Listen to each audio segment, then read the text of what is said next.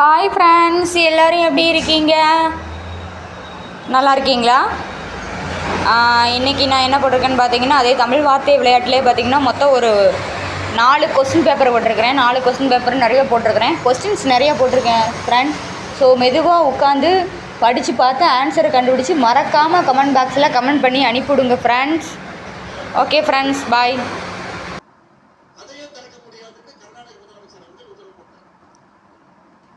இத பத்திலாம் வந்திருக்கணும். ஆனா 4 டிஎம்சி தான் கொடுத்துட்டு உத்தரவு போட்டாங்க. அதையே திறக்க முடியாதுன்னு கர்நாடக முதலமைச்சர் உத்தரவு போட்டாங்க.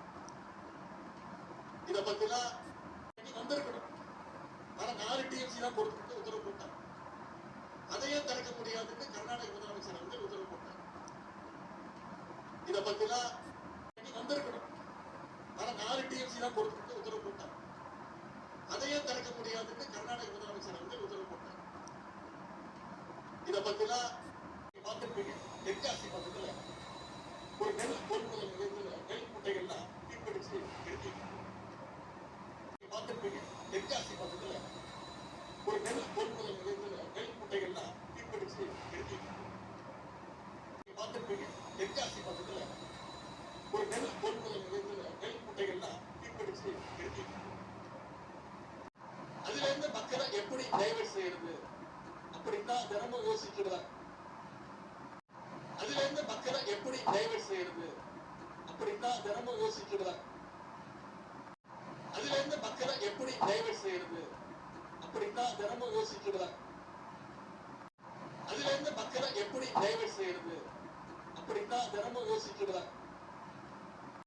அதுல இருந்து மக்களை எப்படி டைவர்ட் செய்யறது அப்படின்னா தினமும் யோசிக்கிறார். அதுல இருந்து மக்களை எப்படி டைவர்ட் செய்யறது அப்படின்னா தினமும் யோசிக்கிறார். நம்முடைய தலைவர் விவசாயிகளுக்காக இவ்வளவு செஞ்சுட்டு இருக்கிறோம்.